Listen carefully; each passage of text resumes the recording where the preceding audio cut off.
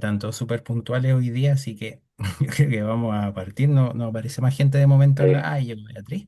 En la medida que vaya surgiendo ahí gente, la vamos a ir aceptando, pero partimos por darle la bienvenida a todos y a todas a nombre de la Asociación de Etología Clínica Veterinaria de Chile. Quisiera agradecerles también por acompañarnos nuevamente en uno de nuestros conversatorios. Hoy vamos a tener la oportunidad de reflexionar sobre un tema que es particularmente interesante, de gran relevancia en la clínica, que se titula La socialización no lo explica todo, siendo una invitación básicamente a ampliar nuestra mirada sobre los factores que influyen en el comportamiento de nuestros pacientes.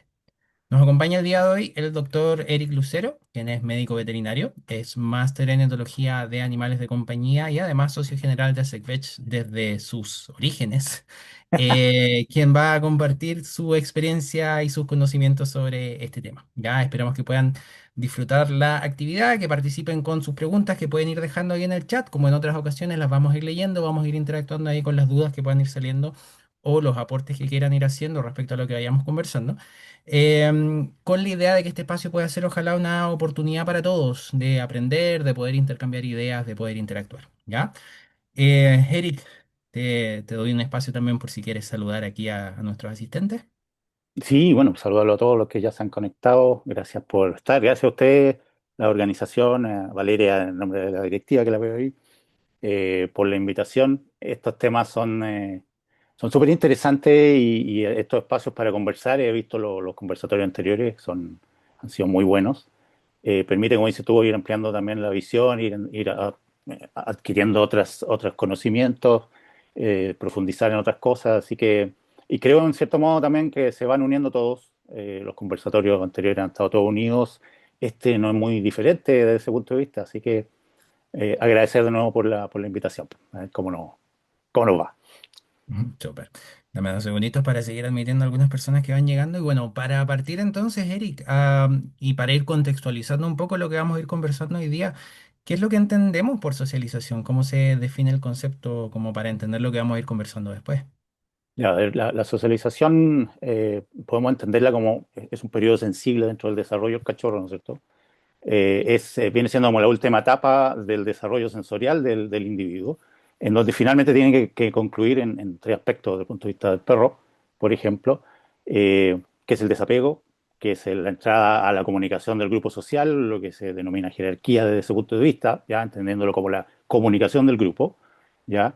Eh, y los temas de los autocontroles, ya que son básicamente la base de poder comunicarse luego de manera correcta. En el caso del gatito sucede lo mismo, pero la parte del desapego y apego al grupo social, ¿no es cierto?, se da a través del apego al territorio. Y esas dos funciones, el grupo social para el perro y el ambiente o el territorio para el gato, generan este apaciguamiento, ¿no es cierto?, para que el individuo pueda seguir aprendiendo de su entorno, ya habiendo terminado el periodo de socialización, que es este periodo tan importante, y que es donde muchas veces fallamos. Ahí de pronto me adelanto un poco, pero en que los perros justamente demoran en interactuar con su entorno, producto de temas que todavía no nos ponemos de acuerdo y hay que ponerse muy de acuerdo. Mm. Mencionabas a modo general algunas diferencias respecto a lo que pasa entre la especie canina y los gatos. ¿Podrías profundizar un poquitito más en eso? ¿Qué diferencias hay en relación a la socialización en perros y en gatos? A ver, en sí los procesos son muy similares, pero el gato tiene la característica que es mucho más precoz, mucho más temprano inician todos estos procesos sensoriales y por lo mismo el proceso de socialización también inicia antes. O sea, estamos hablando entre los 7 o 10 días ya comienza el apego del cachorro a su madre, viene siendo un faro para el cachorro, en este caso el gatito, para seguir, ¿no es cierto?, desarrollando sensorialmente y luego aprender el tema de los autocontroles, la comunicación. ¿Ya? En el caso del cachorro un poquito más tardío, ¿ya? Y por lo tanto teníamos un tiempo más como para esperar. Desde el punto de vista de que el apego hacia la madre sucede alrededor de los 10 15 días, ¿ya? Y por lo tanto a partir de ahí recién comienza este proceso de aprendizaje. El resto es más o menos similar desde el punto de vista del aprendizaje de los autocontroles, que es primordial para la comunicación. Y el tema de la comunicación es sumamente importante, lo vamos a ver después, lo han conversado en conversatorios anteriores. Eh, Porque de ahí pueden radicar muchos problemas de comportamiento por ser malentendido, ya sea por el desarrollo o por específicamente hubo malos estímulos durante el crecimiento de ese individuo. Y finalmente el tema del apego del cachorro al grupo, que es sumamente importante para completar su desarrollo. El grupo social, estamos entendiendo el humano, porque el perro viene a vivir en un mundo de humanos y tiene que aprender tempranamente a convivir en un grupo, en un grupo familiar humano, en un ambiente humano, claramente. Y el gato, al revés, se apega a su territorio y por eso es tan importante entender los temas del enriquecimiento ambiental para los gatos, que hoy día es sumamente, ha avanzado mucho. ¿Ya? Antes veíamos, no sé, una torre y eso era todo el enriquecimiento para el gato. Hoy día hay toda una serie de caminos. Entonces, Un en ratón 20 de años ha plástico. avanzado. Claro, y sería, sí, o colgado en el sillón, ahí algo para que Mm. arañe. ¿Ya? Entonces, ese apego al territorio permite al gato completar su desarrollo, ¿ya? Que viene entrando en la parte del proceso de socialización. ¿Ya? Y por eso es tan importante, ¿ya? Porque hay que recordar que antes de eso ambos son muy dependientes de la madre. A partir del proceso de que ya empiezan a ser más independientes, siempre viendo a la madre como un faro a donde volver para apaciguarse, van entonces descubriendo el mundo y viendo cómo pueden interactuar con él. Mencionaba de alguna manera varias consecuencias que tiene la socialización a futuro en términos de los problemas de comportamiento. Vamos a profundizar un poquitito más en eso más adelante. Pero también a lo largo de lo que mencionabas recién, mencionabas varios factores también que influyen. En ese sentido, ¿de qué manera influye la genética en la socialización, por ejemplo? ¿Qué papel puede jugar el temperamento de cada individuo? ¿Puede eventualmente darse que un individuo que esté correctamente socializado igualmente termine desarrollando problemas de comportamiento a consecuencia de otros temas detrás? Sí, la genética igual es un punto importante desde la perspectiva de que hay que entender las características de cierto individuo asociado a su raza específicamente, ¿no es cierto? Los mestizos siempre son un misterio y ahí hay que ir viendo cómo va apareciendo el comportamiento de estos individuos. Pero la genética nos permite un poco anticipar ciertos comportamientos asociados a las características que se han seleccionado. Por ejemplo, el Border Collie tiende a tener mucho problema, ¿no es cierto?, de necesidad de actividad y si eso no se ha entendido, no le vamos a enseñar a modular esa necesidad, que es normal que la tenga, pero no que pase al otro lado y no podamos detenerlo, por poner un ejemplo. O cuando hablábamos antes de los temas de los poodle, el tema de los perros vocalizadores, poodle, Yorkshire, Chihuahua. Uno tiende a pensar así cuando lo tira así, ¿qué opinan de esta raza? Lo primero que uno se acuerda es que son perros ladradores. En general tienen un umbral bajo para ladrar, pero eso no significa que vayan a hacer eso por su genética. Solamente si dejamos que eso se exprese. Y de ahí toda esta parte que estamos hablando ahora de la socialización asociada a los autocontroles que toma importancia, porque el perro debe aprender a controlarse el mismo, controlar sus emociones a través de eso, ¿no es cierto? Y en base a eso, la genética la podemos modular para que no se nos vaya, eh, para que no se nos escape de las manos específicamente. ¿Ya? Pero claramente no es lo que manda el comportamiento del individuo. ¿Ya? El resto de los factores del entorno, del ambiente en sí, el enriquecimiento ambiental respecto a estímulos sensoriales, el ambiente en el cual vive, ¿no es cierto? En el caso del perro, grupo social, en el caso del gato, su territorio y el grupo también humano con el que vive, con otros gatos. Hay varios factores que van sumando y que finalmente son el porcentaje mayor respecto a cómo vamos a ver el comportamiento de ese individuo. Y la otra pregunta era al final, ¿cómo puede un individuo Sí, socialmente? puede darse que un individuo que esté correctamente socializado de alguna manera igual desarrolle problemas de comportamiento. ¿Hasta qué punto influye una u otra cosa? Sí, sí, hay que recordar que si vamos al punto de vista de los perros, el proceso de socialización, ¿no es cierto? Si nos centramos en él específicamente, termina a los 3 meses, ¿no es cierto? 3 meses, 3 meses y medio, que va asociado a su desarrollo neuronal. Lo que genera eso netamente es una base para enfrentar lo que se viene. Si eso que se viene es inestable, un grupo que no sabe comunicarse, ¿no es cierto? Un entorno que le genera temor al perro, claramente vamos a haber perdido todo lo que ganamos, pensando además que ese individuo bien socializado, su madre tuvo una buena gestación, su madre tuvo una buena casa, ¿no es cierto? Todo bien, y de pronto llega ese cachorro a una nueva casa y ¿qué hace el tutor? Lo deja solo, lo deja dormir solo, por ejemplo, en la cocina, lo tira al patio y lo ve una vez al día. Está 8 horas fuera de la casa y no sigue ni continúa, ¿no es cierto?, el proceso de educación de ese individuo. ¿Ya? Así que podemos perder lo aprendido si es que no lo ganado, si es que no seguimos trabajando. ¿Ya? En el caso del gatito, también. O sea, si llega a un entorno que es hostil, hay que recordar que los gatos son presa también y por lo tanto son mucho más sensibles a cambios en el entorno, aparte de la unión afectiva con él. ¿Ya? Y también si tenemos un grupo familiar que no sabe tratar con gatos, también va a ir sensibilizando a ese individuo y también vamos a perder lo ganado anteriormente con una madre presente, que le haya enseñado los autocontroles, ¿no es cierto? Así que es un trabajo que continúa, no se detiene solamente con ya, periodo de socialización, listo. No, no, para nada.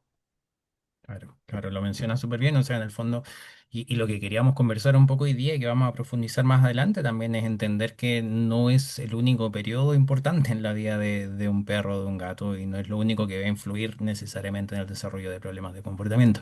Así es. Mencionaste previamente en varias de las cosas que hemos conversado la relevancia que tiene el entorno también, desde el punto de vista de lo que es el periodo de socialización, ¿qué tan importante es el ambiente?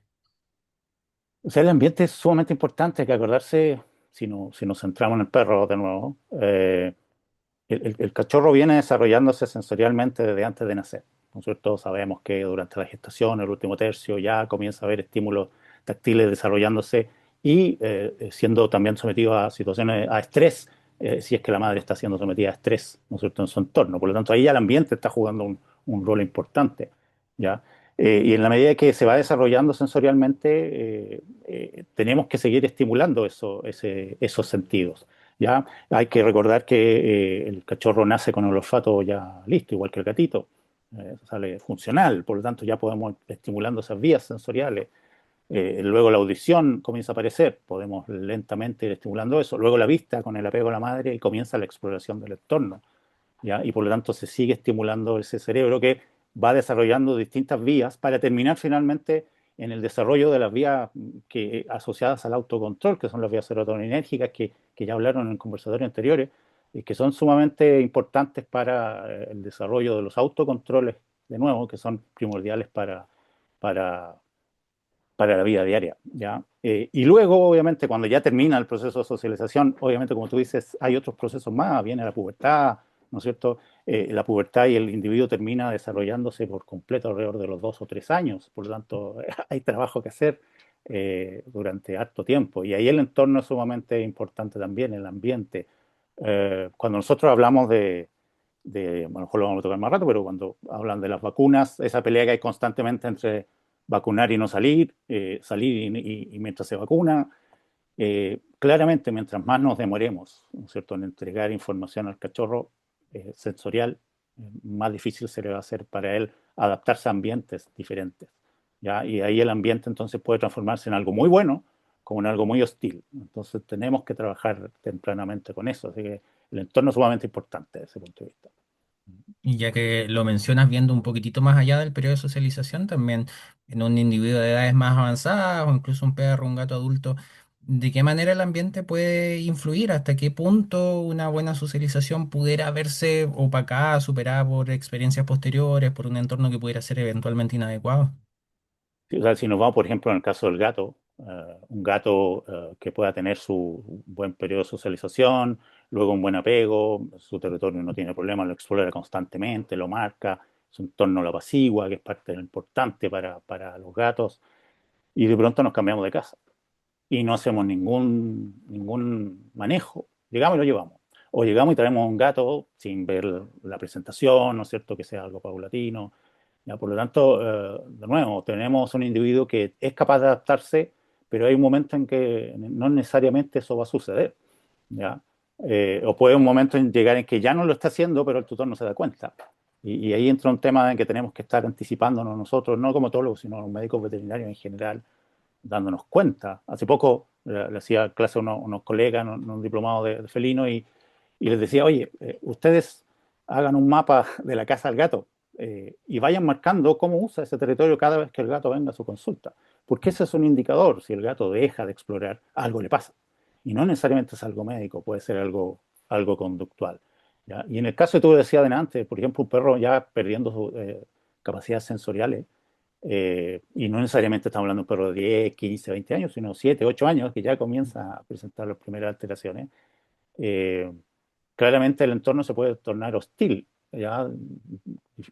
Se le genera dificultad para explorar, ¿ya? Y ni hablar, bueno, si hay temas médicos asociados. Así que, de nuevo, es que el tema del ambiente es sumamente importante, el que sea estable, el que los tutores estén presentes, si hay haber algún cambio, prepararse para ello, ya tanto gato como perros, porque ambos funcionan de manera distinta respecto a su entorno. Para el perro es muy importante su grupo social, ¿no es cierto? Para el gato su entorno, como hablamos de antes. Súper. Y Eric, bueno, ya llegando un poquitito precisamente a lo que adelantaste en alguna de las primeras cosas que conversábamos, ¿cuáles son las consecuencias de no llevar a cabo un buen proceso de socialización? ¿Qué signos se pueden ver en esos pacientes? ¿Qué consecuencias tienen en el mediano o largo plazo? Sí, o sea, si vamos específicamente a lo que culmina el proceso de socialización, vamos a tener individuos con dificultad en los autocontroles, pero eso se va a ver reflejado en dificultades adaptativas, ¿ya? Y por lo tanto, esas dificultades adaptativas nos va a generar en el individuo el cómo enfrento situaciones tan sencillas como que se me acerca un perro en la calle, por poner un ejemplo, y si nos ponemos en este ejemplo que decía delante de lo tardío que salen los cachorros muchas veces, la gran mayoría, yo diría, no sé, el 90%, 95%, a explorar el entorno y a relacionarse con otros individuos, ¿ya? Por lo tanto,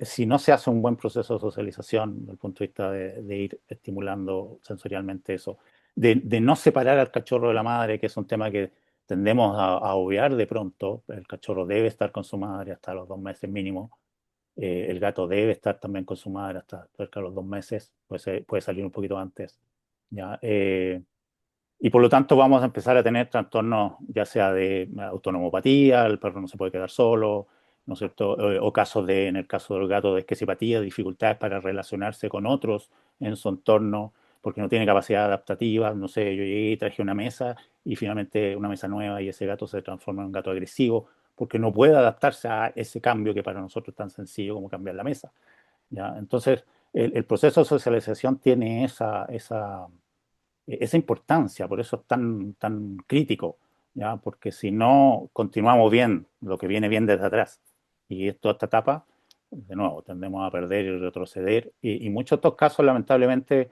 hablaban en conversatorio anterior y no llegan al día siguiente de que se presentó el comportamiento. Llegan un año después, 2 años después, ya con un trastorno avanzado, ya cuadros ansiosos que ya no son paroxísticos de vez en cuando, sino que son permanentes, ¿ya? Y eso claramente va a haber afectado también el bienestar del individuo, del paciente en este caso, ¿ya? Y muchas veces de la familia también. Y ya que lo mencionas, ¿hay alguna diferencia en términos de pronóstico respecto a ciertos cuadros que se generan consecuencia de una mala socialización versus otros que aparecen más tardíamente? Si tuvimos un buen proceso de socialización, hay un colchón en el cual nos podemos apoyar, ¿no es cierto? Mientras más temprano, mejor, ¿no? Nosotros tuvimos, por ejemplo, un caso de un pastor alemán que en uno de sus paseos durante la pubertad, 7 meses, fue agredido por dos perros. A partir de ahí, él agredía a otros perros, netamente por miedo. La psicología que vimos, en la corporalidad que vimos, miedo. Pero lo incorporamos a un grupo de perros estables y logramos revertir eso. O sea, el tutor vino tempranamente derivado por un educador canino y entonces eso ayuda a, ok, tenemos un buen colchón, volvamos al camino esperado. ¿Ya? Cuando nos demoramos más es mucho más difícil, pero también cuando tenemos trastornos asociados al desarrollo, o sea que desde antes del proceso de socialización no había un buen entorno, no había buenos cuidados, la madre no es una buena madre, entre comillas, no nos va a dar un buen colchón para el proceso posterior ya entrando a la pubertad o la adultez. ¿Ya? Por lo tanto, por ahí va un poco el tema que a tener presente. Ok, te entiendo. Vamos a ir leyendo algunos comentarios que van llegando acá en el chat y aprovechamos de recordarles también a todos los presentes que pueden ir dejando también sus comentarios, inquietudes también para que las podamos ir discutiendo. Romina comenta, en mi caso particular, la mayoría de mis pacientes, principalmente trastornos asociados a la ansiedad, tienen antecedentes de destete precoz y o socialización deficiente o inadecuada. Es interesante porque los destete precoz, desapego precoz, me gusta decir a mí, me hace un poco más sentido, pero claramente un desapego precoz genera a un paciente que ya a edades tempranas se está desarrollando cuadros ansiosos. Y no queremos tener un paciente, ¿no es cierto?, con emociones asociadas al miedo que no pueda manejar, ¿no es cierto? Lo que buscamos es temas adaptativos. Así que estas separaciones tempranas son, creo, los que tenemos que enfocarnos en que no sucedan, ya constantemente lo estoy diciendo, o sea, la madre tiene que estar con el cachorro hasta los 2 meses. No deben separarse los cachorros ni los gatitos de sus mamás. Los cachorros y gatitos no deben separarse de ellos tampoco, entre ellos, ideal mantener camadas juntas. Todo eso ayuda justamente a reducir la ansiedad y a generar mejores procesos de aprendizaje. Dame 2 segunditos, Eric, que hay algunas personas que tienen abierto el micrófono. Voy a ir cerrando si se puede. Sí, perfecto, sí puedo. Ok. Nuevamente, entonces, le doy recuerdo, pueden ir dejando comentarios acá en el chat también, sus dudas. Valeria comenta, siempre se habla de la importancia de la socialización, pero ¿qué otras etapas del desarrollo son a tu criterio igualmente importantes para que ésta favorezca una mejor capacidad de adaptación del individuo? Sí, a ver, yo soy bien enfático y algo que de pronto obtenemos en la anamnesis. Primero, la gestación, ¿dónde fue? Ya, muchos procesos de gestación han sido en criaderos que desconocemos cómo son. No estoy diciendo que sean buenos o malos, sino que desconocemos cómo son. O refugios, ¿ya? U hogares temporales, ¿ya? Posterior a eso, la presencia de la madre es sumamente importante. El apego de la madre hacia las crías para apaciguarlas. Ahí ya comienza un buen manejo de las emociones del cachorro gatito. Muchas veces nos encontramos con que la madre no está presente y esos individuos han sido criados a mano, entre comillas, ¿no es cierto?, de manera artificial, eh, pero sin un cuidado materno desde el punto de vista del apaciguamiento que genera la madre. Hoy día, gracias a Dios, tenemos estas herramientas feromonas sintéticas que deberíamos usar sí o sí, por ejemplo, que es parte del proceso de apaciguamiento de las crías, ¿ya? Y posterior a eso, bueno, viene el proceso de socialización como tal, en que hay una socialización primaria y esperar justamente que el individuo entienda a qué especie pertenece y con qué otras especies puede generar también un vínculo social, como el humano, por ejemplo, u otras especies con las que vaya a vivir. Eso antes. Posterior a la socialización entramos a la pubertad y ahí es donde también perdemos a muchos de nuestros pacientes, porque al verse con más habilidades tienden a probar, quieren hacer tal cosa o quieren hacer tal cosa, ¿ya? Y de ahí el que el tutor pueda irlos guiando es sumamente importante porque las emociones cambian. Hay que pensar que ya los individuos púberes comienzan además con estímulos hormonales, los machos, ¿no es cierto?, ya descienden sus testículos y ese cerebro empieza a cambiar y por lo tanto la guía sigue siendo sumamente importante, ¿ya? Y ahí es donde también tendremos a tener hartos problemas que comienzan con temas como el gruñido, con un juguete. Y eso comenzó a los 4, 5, 6 meses. Pero cuando viene el paciente a los 2 años, y cuando uno le pregunta, ¿y hace cuánto que lo gruñe?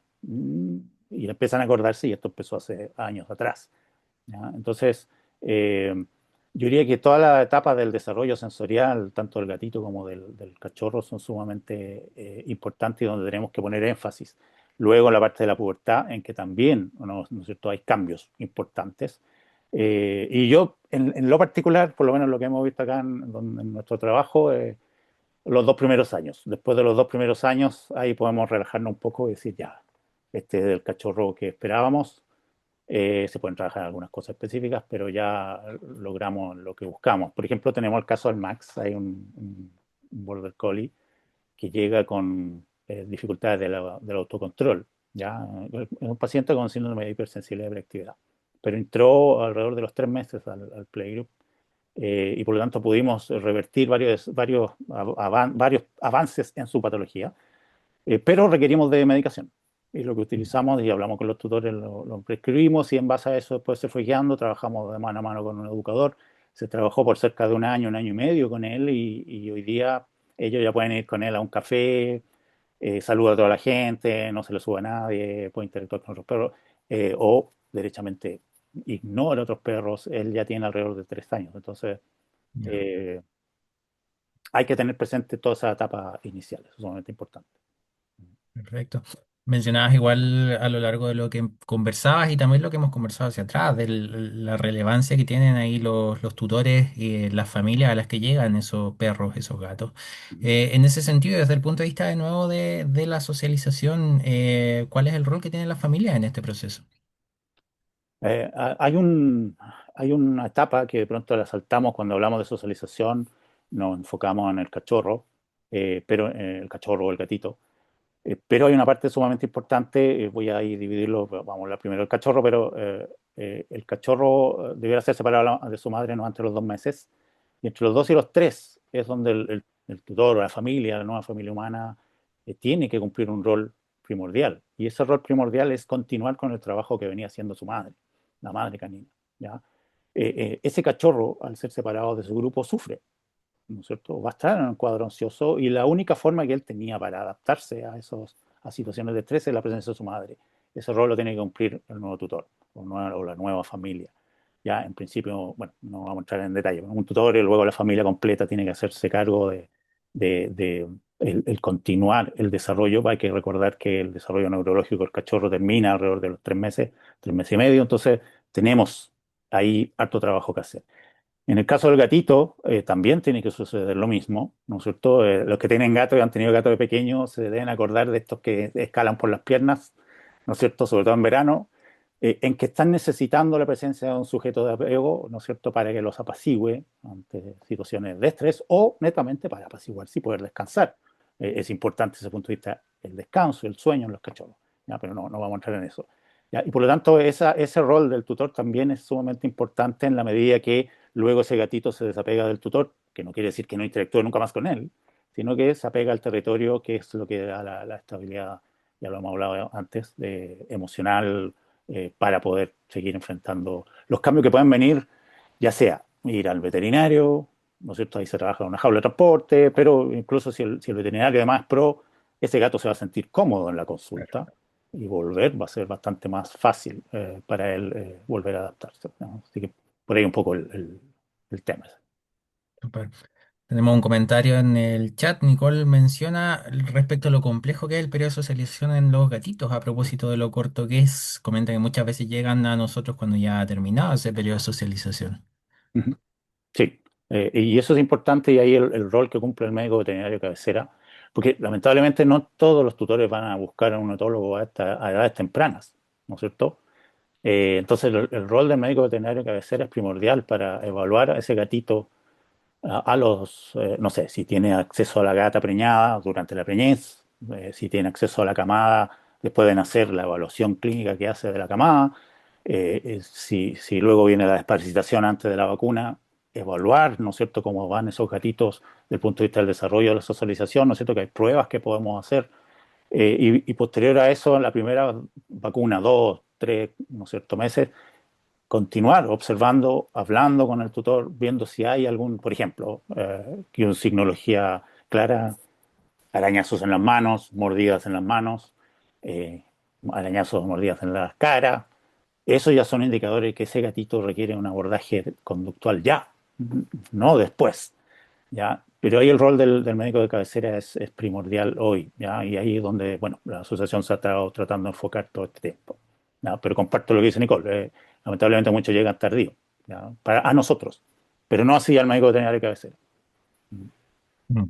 Ya mencioné hace un rato respecto al proceso de vacunación también, como muchas veces se entregan ahí indicaciones que pueden ser un poquitito contraproducentes respecto al proceso de socialización. ¿Qué es lo que te toca ver en el día a día respecto a eso? ¿Sientes que ha cambiado de alguna manera en el último tiempo o todavía en el veterinario de cabecera sigue primando esta visión de que el cachorro no tiene que salir hasta que termine el proceso de vacunación? Sí, eso es muy común. La verdad es que yo diría que de nuevo, el 90-95% de los casos se les indicó no salir, en el caso de los cachorros. Y cuando salen, 4, 5, hasta 6 meses, ¿ya? Entonces se hace, o sea, es algo que podemos, depende del colchón que vaya traído el cachorro, de nuevo, ¿ya? Si no, muchas veces se hace difícil el camino, pero se pueden hacer muchas cosas. Así que eso por ese lado se sigue dando. En los gatitos no tanto, pero sí siento que no hay una evaluación del comportamiento del gatito. Eso sigue siendo un poco desconocido. No sé ahí tú, Gaspar, cómo lo has visto, pero siento que sigue siendo desconocido.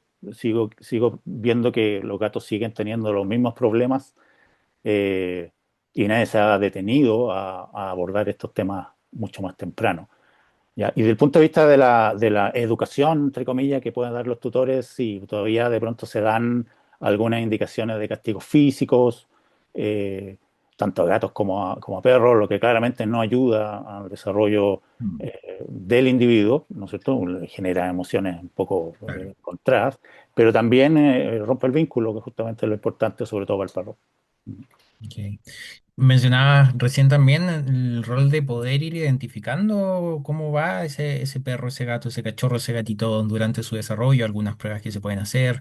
Y desde esa perspectiva, ¿cómo se puede saber? ¿Cómo puede saber el médico veterinario generalista si el cachorro o el gatito va por un buen camino en términos de su desarrollo y su proceso de socialización?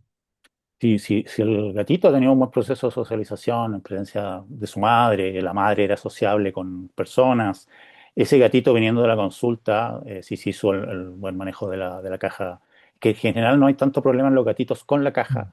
de transporte porque el entorno es pequeño, lo apacigua y muchas veces las cajas las han usado como cama. ¿Ya?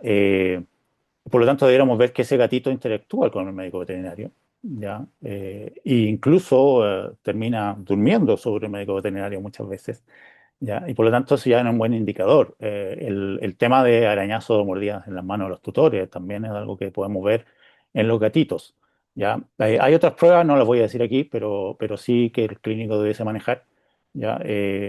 Y son, bueno, temas que podríamos ir conversando. En el caso de los cachorros, lo que creo que el clínico tiene que tener presente es la evaluación del cachorro en el entorno nuevo.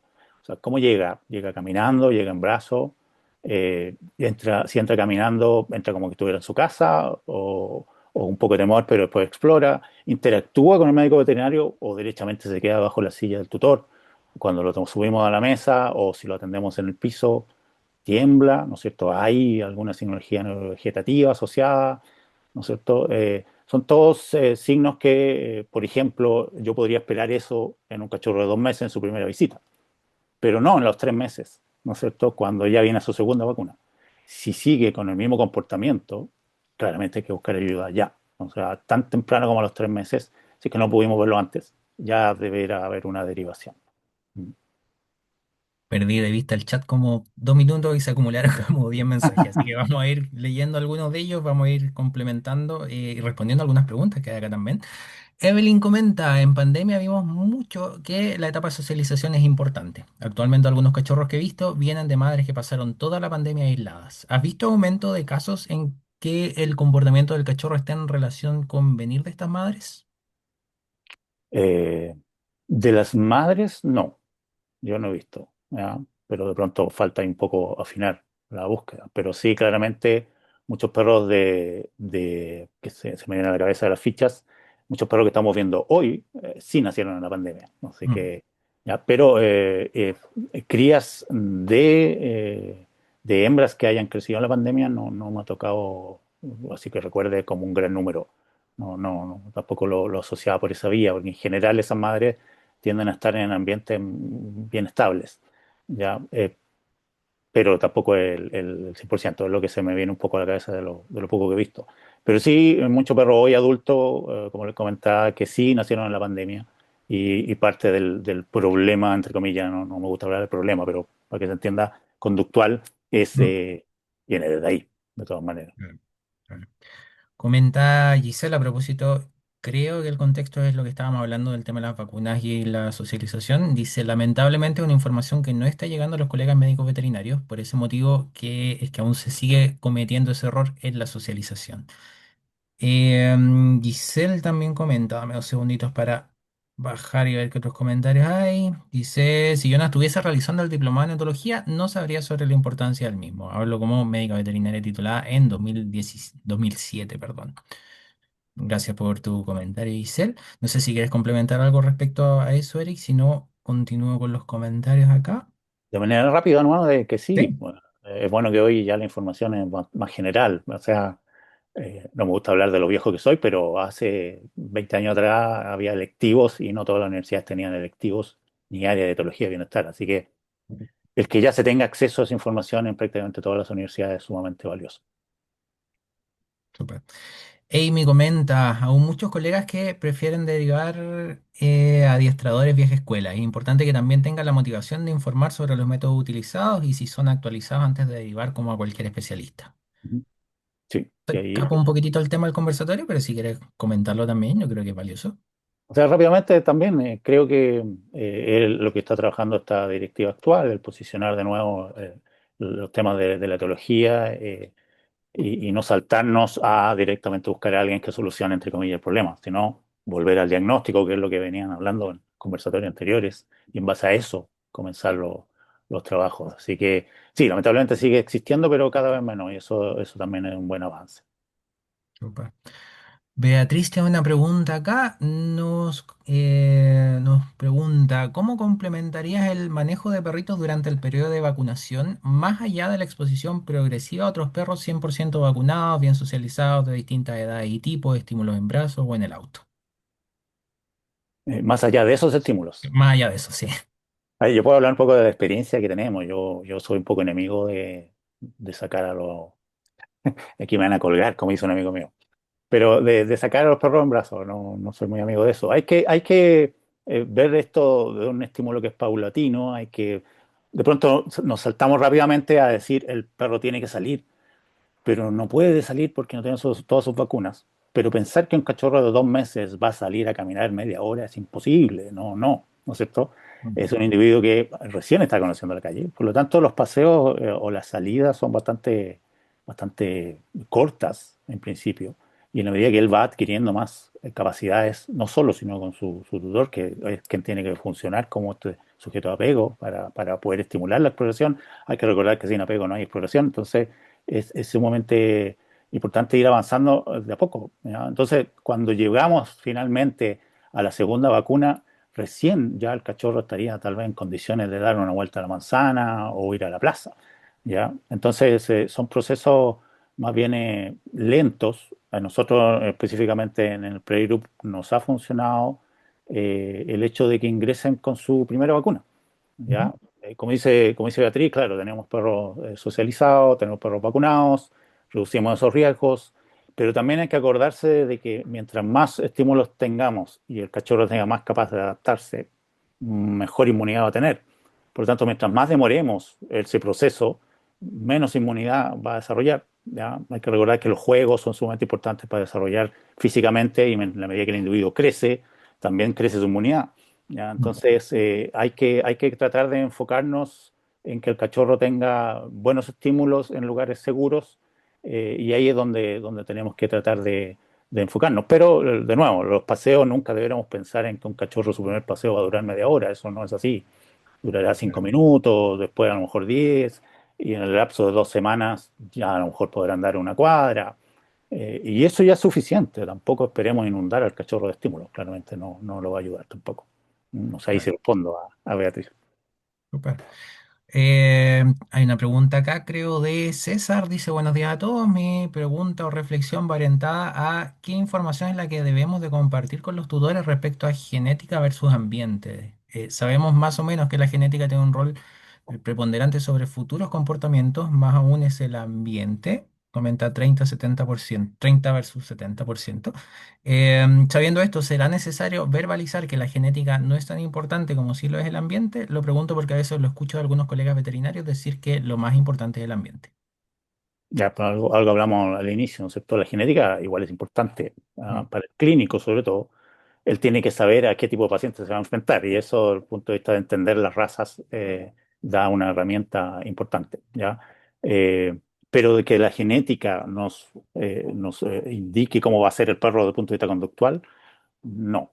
Hay cierta... Es importante, pero claramente, como dice César, el entorno nos permite modular la genética. ¿Ya? De nuevo, habla el caso de los Border Collie, son individuos que necesitan mucha actividad. Lo que necesitamos es que module esa necesidad de actividad. Y en base a eso, ¿no es cierto?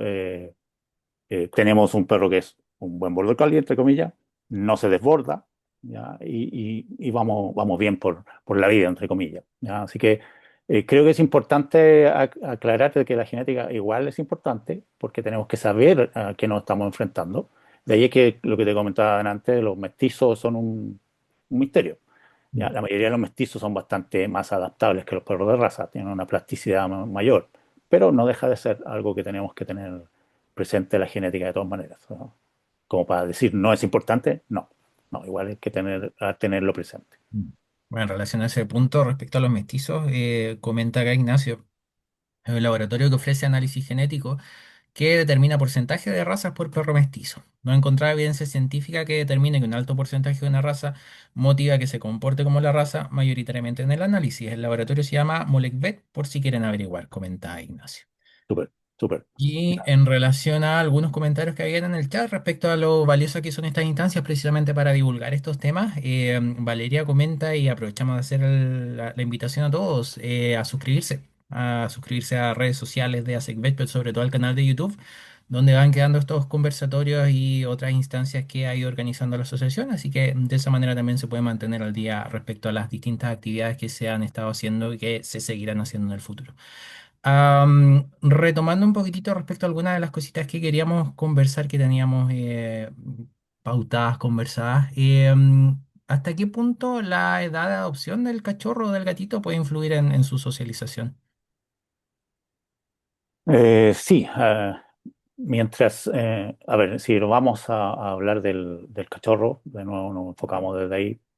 A ver, enfocémonos del gato primero. ¿Ya? Mientras más tarde el gato se tenga que adaptar a un entorno distinto, más dificultades va a tener para interactuar con su entorno o interactuar con quienes están en ese entorno. Por lo tanto, se nos puede transformar en un gato, de estos, entre comillas, ariscos, de estos gatos que tienen problemas de esquizopatía, o sea, relaciones sociales, ya sea con otro gato o con otra especie, como el humano inclusive, ¿ya? En el caso de los cachorros también, mientras más nos demoremos, y ejemplo de ello puede ser, por ejemplo, los perros que salen desde criadero, tarde, ¿no es cierto? Hay dificultades de socialización hacia otras especies, ¿ya? Por eso es importante que el cachorro salga a los 2 a los 3 meses y esté con una familia humana, porque después se reducen las capacidades de interactuar con personas, eh, y personas de distinto tipo, ni hablar. Ese perro se puede transformar finalmente en un predador de niños, por poner un ejemplo un poco drástico. Eh, y por lo mismo también dificultades adaptativas, y por lo tanto vamos a tener un problema con dificultades para interactuar con su entorno, para interactuar con su familia humana. Ya los paseos se van a transformar en paseos complejos, es muy probable que desarrolle estados psicopatológicos asociados a fobias, ¿no es cierto? Y a la larga ansiedades permanentes, y bueno, ni hablar todo lo que lleva a la larga a cuadros depresivos que se puedan presentar, ¿no? Así que mientras más nos demoremos, más problemas vamos a ir viendo que aparecen. Eh, Mencionabas igual lo que suele pasar a veces con perros, con cachorritos que son mantenidos hasta edades más avanzadas en criaderos, que llegan más tarde a las familias, y quizás metiéndonos en un tema medio polémico, pero ¿qué experiencia tienes respecto al manejo que se da en criaderos, el conocimiento respecto precisamente a este tipo de temáticas de parte de los criadores? En general lo que me ha tocado ver son un poco herméticos. Lo que puedo hablar es un poco de lo que evalúo en lo que llega a consulta. Y en general, claramente no se trabaja con estímulos tempranos, no se trabaja con socialización a personas, más allá de que esos individuos Mm. igual deben haber interactuado con alguien, pero si alguien tal vez no tenía una interacción estrecha, un vínculo con esos cachorros, ¿ya?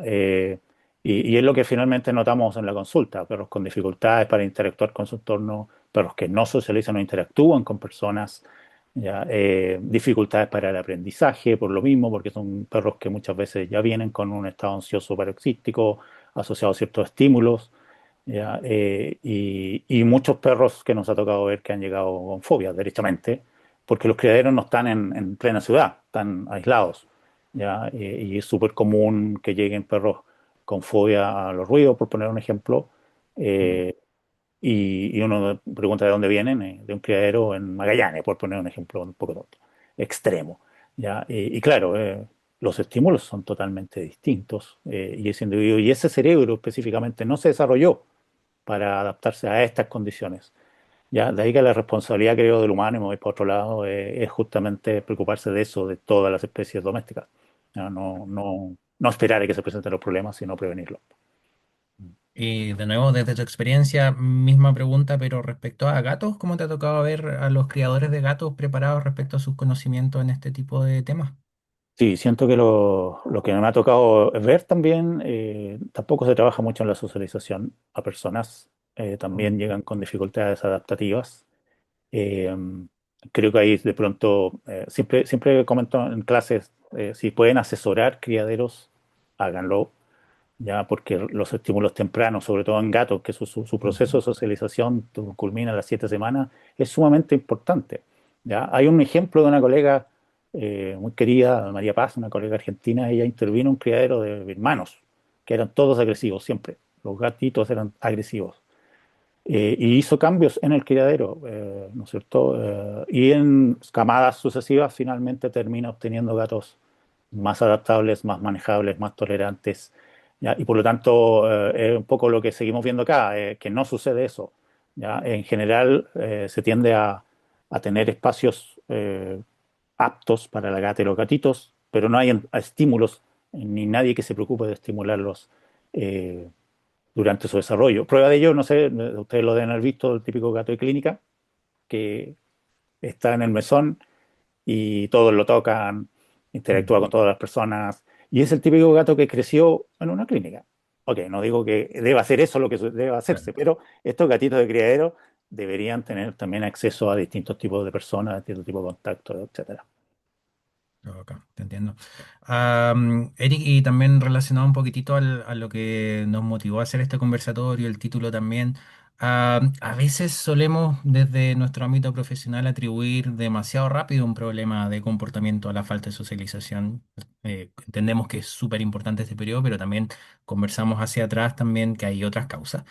¿Qué riesgos crees tú que implica en términos del tratamiento de esos pacientes, de su bienestar, el atribuir inmediatamente cualquier problema de comportamiento a un problema de socialización y no investigar un poco más a fondo? Sí, hablaba Valeria y Soledad, si no me equivoco, de la importancia del diagnóstico. ¿No es cierto? Cuando inmediatamente digo, es por falta de socialización, lo que estoy diciendo básicamente es tratando un signo, básicamente. ¿Ya? Y desde ese punto de vista, claramente voy a errar el diagnóstico y desde ese punto de vista voy a errar el tratamiento. Y cuando uno se equivoca en el tratamiento, y nos ha tocado ver, seguramente, a mí por lo menos también sí me ha tocado ver, pacientes que han sido obligados a recibir cierto tipo de terapia cuando no están capacitados para Mm, llevarla adelante. claro. Y claramente eso se genera un mayor daño, y si asociamos eso al bienestar, el estado emocional de ese individuo, entramos a los 5 dominios y tenemos un estado emocional malo para un individuo que en sí busca ayuda y termina estando peor. ¿Ya? Entonces, la socialización puede ser un punto y por eso lo preocupamos y lo preguntamos, perdón, en la anamnesis, pero hacia atrás es sumamente importante y hacia adelante si hay información, claramente si no es muy joven el paciente, también es sumamente importante, ¿no? Nos tenemos que centrar solo en la socialización para poder decir, listo, este es el problema. No sé, hubo un tiempo que estuvo muy de moda el reactivo, ¿no es cierto? Y todo era por falta de socialización y nadie estaba pendiente si el paciente tenía una fobia ontogénica o si tenía trastorno asociado a la privación sensorial, o era netamente un paciente hiperactivo y por lo tanto por lo mismo reacciona de una manera exagerada ante elementos del entorno que no puede manejar porque no tiene la capacidad todavía para hacerlo. ¿Ya? Entonces, creo que ahí se comete un error y creo, y vuelvo a recalcar lo que ya hablaron en conversatorio anterior, el diagnóstico es sumamente importante para esto. ¿Ya? Y hay que exigirlo, los tutores deberían exigir un diagnóstico. ¿Ya? Súper. Y precisamente en relación a lo que estábamos conversando en la pregunta anterior, si dejamos de lado la socialización como una explicación única que a veces se tiende a dar eso, ¿qué otros grandes factores se deberán considerar a la hora de enfrentar un caso clínico y de llegar a un correcto diagnóstico? ¿Qué otros factores pueden incidir?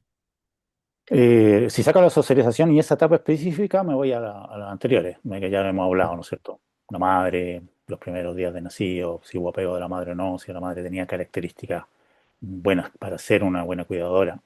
¿Ya? Eh, y posterior al periodo de socialización está todo el tema de la pubertad, los estímulos hormonales, ya que claramente hacen que el cachorro de nuevo pruebe si puede hacer ciertas cosas y ver cómo le resulta la comunicación con el grupo. Si la comunicación con el grupo no es clara y concisa, ¿no es cierto? Dicen que hay que ser consistente con la comunicación, ¿no es cierto? Si el grupo no es consistente, y es muy común, te lo han visto, pero ¿sabe hacer algún truco? Le pregunto yo a los tutores. Sí, sabe sentarse. Ya, a ver, pídale que se siente y saca el premio. No, no, pero sin premio. Ah, no, entonces no. Ok, tenemos una comunicación que no está bien desarrollada y por lo tanto hay un trastorno en la comunicación que es muy probable. que sea parte del problema también, y no necesariamente en que la socialización, eh, que incluso hasta podría ser buena, pero la perdimos porque no estamos comunicando bien después. ¿Ya? Entonces, y bueno, y no hablar, los temas médicos también son sumamente importantes. Ya el que un cachorro crezca con trastornos médicos, por ejemplo, está muy común, es muy común ver, y me da una pena enorme, pacientes con hiperlaxitud, que hay un diagnóstico también que ha aumentado. Ese perro crece con dolor, ¿ya? Y en una etapa en que no debiese sufrir dolor. Ese dolor claramente actúa directamente en el desarrollo del comportamiento de ese individuo que crece en un estado ansioso permanente. Eh, y eso no debiese ser, ¿ya? Entonces también es importante darnos cuenta tempranamente si hay algún trastorno médico asociado que se pueda ver externamente, ¿no es cierto? Que no vaya a ser la solicitud de exámenes sanguíneos, por ejemplo, si pensamos en un cachorro, ¿ya? Pero también tener presente eso. Perfecto. De nuevo perdí de vista el chat 2 minutos y se me juntaron muchos mensajes, así que vamos a ir abordando algunos de ellos. Soledad precisamente pregunta algo relacionado a lo que estábamos conversando. Lo voy a leer igual por si hay algo más que complementar respecto a lo que comentamos en las últimas dos preguntas. Dice, en palabras simples, ¿dirías tú que la socialización es la causa única por la cual un perro adulto tiene problemas, trastornos conductuales? Es un concepto que lamentablemente se repite y creo que es necesario desmitificar. ¿Qué factores cruciales debemos considerar al enfrentar un caso clínico de este tipo? Bueno, un poquitito lo que ya veníamos conversando, pero no sé si quieres complementar algo más. Sí, o sea, yo creo que, para recalcar lo que veníamos conversando, la socialización es una etapa. Es sumamente importante y lo tenemos claro. Pero también es sumamente importante si además trae un colchón detrás, ¿ya? De nuevo, si tenemos una gestación mala o si tenemos una madre poco cuidadora, con mal apego, ok, después vamos a hacer un buen proceso de socialización con un cachorro que tiene privación sensorial. No, difícilmente vamos a poder hacer un proceso de socialización adecuado. O un perro que no tiene desarrollo de los autocontroles porque la madre no está presente. Difícilmente, ¿ya? Entonces, eh, tenemos que tener presente cómo fue la socialización, sí, pero antes yo diría que es igual de importante. Eh, pero ¿por qué el periodo de socialización es tan importante? Porque es una bisagra entre el cachorro y lo que se viene después, la interacción con su entorno. ¿Ya? Así que eh, tenemos que estar pendientes de todo dentro de la anamnesis o de la historia que podamos, que debamos hacer con nuestros pacientes, ¿no? Como para recalcar un poco lo que ya veníamos hablando. Soledad complementa respecto a lo que decías delante del tema de la reactividad. Lamentablemente dice, sigue muy de moda el concepto reactivo y así mucho se ahorra en el trabajo de dar un diagnóstico y respuesta real al tutor y al paciente. Bueno, de nuevo haciendo énfasis en lo que mencionaba, lo relevante que es dar un diagnóstico, llegar a un correcto diagnóstico y a partir de eso poder encaminar bien un tratamiento. Entonces, ya, hay que pensar en que la reactividad como signo, lo venimos hablando hace rato, ¿no es cierto? Un signo puede darse por distintas causas y no netamente algo conductual, ¿no es cierto? Per se.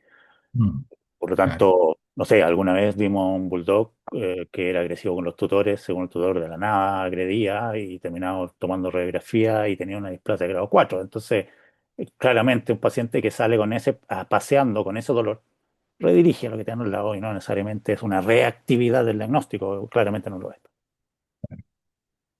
Tenemos una pregunta acá de Nicole. Comenta ella, en gatitos nos encontramos mucho con camadas de madres ferales, que son gatitos mucho más miedosos y estresables. Me ha tocado atender solo una vez una camada así y fue imposible hacer manejos, mucho antes de estudiar etología. ¿Cuál es la probabilidad de socializar esos gatos? Sí, es complejo, ¿ah? Recuerdo cuando íbamos al club hípico a hacer práctica, siempre en los tejados habían gatitos así, y tú lo ibas a acercar la mano y Mm, arrancaba. ¿Ya? Claramente, si uno no saca tempranamente esos gatitos de ahí y los coloca en un ambiente adecuado y con estímulos positivos de manera paulatina, hay cierto grado de rehabilitación ahí. Hay que recordar que esos gatitos vienen siendo estimulados de manera asociada a estrés ya en la gestación, porque esa gata claramente no vive de vacaciones, sino que tiene que sobrevivir en un ambiente feral. eh, Se hace muy difícil si no hay un abordaje temprano, pero sacarlo del lugar, tratarlo en el lugar imposible. Eh, Se puede hacer un proceso de sensibilización y reordenar un poco las vías neuronales, pero mientras más temprano mejor. Recordar que el proceso en ellos termina a las 7 9 semanas, y por lo tanto si se hace antes de eso, ideal. Pero tenemos que estar presentes también, tener presente si la madre era buena madre o no. Si nos llevamos con la madre, pucha, ahí sumamos otro factor más. Es complejo, pero los temas de rehabilitación requieren ambientes adecuados y creo que ahí un poco estamos al debe. ¿Ya? No nosotros, porque no tenemos por qué hacerlo nosotros, pero tiene que haber instancias reales de rehabilitación, más allá de decir que lo hacemos. No sé, una idea mía, por lo menos. Bueno. Pregunta Valeria respecto al concepto de disocialización. ¿Qué implica la disocialización? Ya, sí, la disocialización la vamos a entender como un individuo que no ha adquirido las formas de comunicación de su especie. Si vamos a pensar en el gato, en el perro, perdón, que es donde más podemos ver casos. No es tan común, ¿eh? Pero por ejemplo un perro pelea podría ser un perro disocializado, ¿ya? En que no sabe comunicarse, no sabe detenerse, no ha adquirido los autocontroles y por lo tanto son individuos que al no saber la comunicación de su especie, eh, básicamente pelean con todo, ¿ya? Y como no conocen la comunicación ni los autocontroles, no se detienen. Su mordida es peligrosa, ellos son peligrosos. Si esto lo llevamos hacia un perro de talla grande, claramente tenemos un potencial importante, ¿no es cierto?, de peligro, de peligrosidad de ese paciente, ¿ya? La disocialización es una de las patologías complejas de tratar, sobre todo porque el diagnóstico es tarde, e incluso tempranamente es difícil de abordar, ¿ya? Porque ya ese individuo ha sido apartado muchas veces de su madre, de sus hermanos tempranamente y por lo tanto no ha aprendido nada. Que vuelva a aprender cuando ya tiene habilidades físicas es muy difícil en realidad, muy difícil. No sé si explico bien ahí el Ujú, concepto. sí, se entiende perfecto. Pregunta Romina para el médico generalista. ¿Qué aspectos claves debería tomar en cuenta para derivar a un paciente a temprana edad, más allá de la falta de socialización, ya que son ellos quienes reciben a los pequeños para sus vacunas? Un poco lo que habíamos hablado antes, o sea, desde el punto de vista del gatito, claramente si es un gatito que no interactúa, que bufa, que no quiere salir de su Mm, jaula, ¿no es cierto? A los 2 meses eso no tendría por qué ser así. Si es así, sería ideal derivar ya. Eh, y en el caso del cachorro, de nuevo, si es un cachorro que no explora, que está inhibido totalmente al lado del tutor o bajo el tutor, o derechamente si ni siquiera busca el tutor. Eso ya es más grave aún. Ya pensemos en un cachorro que se va a un rincón y ahí queda. Ni siquiera hay un apego al tutor. Significa que hay que actuar ya. Un cachorro sin apego con quien vive eh, tiene el alto riesgo de deprimirse y morir, ¿ya? Entonces, eh, por ahí un poco tendríamos que ir viendo lo que el clínico en sí tiene que ver. Todo paciente que llegue a edades tempranas, 2 meses a vacunarse, deberíamos ver que hay cierto grado de interacción con su entorno, interacción con el tutor e interacción con el médico veterinario. ¿Ya? En el caso de los cachorros, luego es más notorio, las siguientes vacunas sí o sí tiene que haber interacción con el entorno, sí o sí tiene que haber interacción con el médico veterinario. Si el perro sigue escondiéndose, hay que derivar rápido también, ¿no? perfecto, se entiende perfecto. Hay un comentario de Beatriz, dice, gran punto el dar la importancia que merece la comunicación efectiva entre los perros y los tutores. Gracias por compartir tu experiencia, Eric. Excelente charla, menciona Beatriz. Muchas Eric, gracias. salió otro comentario, dame 2 segunditos. Ah, no, me confundí. Eric, para ir cerrando, si tuvieras que dejar un mensaje para los médicos veterinarios, para los tutores también sobre este tema, ¿cuál sería la principal idea que te gustaría que se llevaran de este conversatorio? A ver, para los médicos veterinarios, acérquense a la asociación para aprender qué cosas tienen que evaluar en sus cachorros tempranamente, para derivar tempranamente. Eh, yo recuerdo en el Playgroup donde trabajo, hace 10 años atrás, nos llegaban perros de 6 7 8 9 meses. Con problemas importantes y tratábamos de ayudarlos lo que se podía porque tampoco había mucho educador ni administrador con quien trabajar. Eh, Hoy día están llegando a los 2 meses y medio, 3 meses, 4 meses máximo. Entonces había un cambio, pero aún puede ser mejor y ahí los médicos veterinarios creo que juegan un rol importante porque ahí es donde llega, entre comillas, no es la forma correcta, pero la masa de cachorros. y gatitos. Ya, los gatitos son los que han olvidado, ahí hay algo harto que trabajar. Y en el caso de los tutores, pedirles de verdad, por favor, si van a adquirir alguna cría, sobre todo de cachorro, que es lo que más vemos, pero también lo mismo gatitos, eh, no la adquieran, ¿no es cierto?, de alguien que se las va a ir a dejar a la casa. No la adquieran de alguien que se los va a entregar en el metro. No la adquieran de alguien que no muestra dónde está ese cachorro y si está en compañía o no de su madre. Si no está en compañía de su madre, no es recomendable. Si no está con sus hermanos, no es recomendable. ¿Ya? Quienes entregan cachorros para poder adoptar o comprar derechamente, deberían ser transparentes en las condiciones en las que esos cachorros están. Si no es así, el tutor muchas veces se termina encontrando la nueva familia humana, ¿no es cierto?, con un perro con problemas, lo cual ellos no buscaban. ¿Ya? Y claramente puede ser causa de abandono, reubicación, lo que va a ir finalmente generando un daño en ese perro y que más de alguno de ustedes también lo ha visto, perro que ha pasado de por lo menos 3 casas y ya tiene 2 años, ¿ya? Entonces, los tutores tratar de asegurarse bien las condiciones en las que tanto gatitos como cachorros han estado antes de adoptarlo. ¿Ya? Perfecto. Eric, te agradecemos enormemente tu tiempo, tu presencia el día de hoy, la disposición que siempre has tenido para participar con NASECVECH y con todo lo que ha sido necesario a lo largo de los años.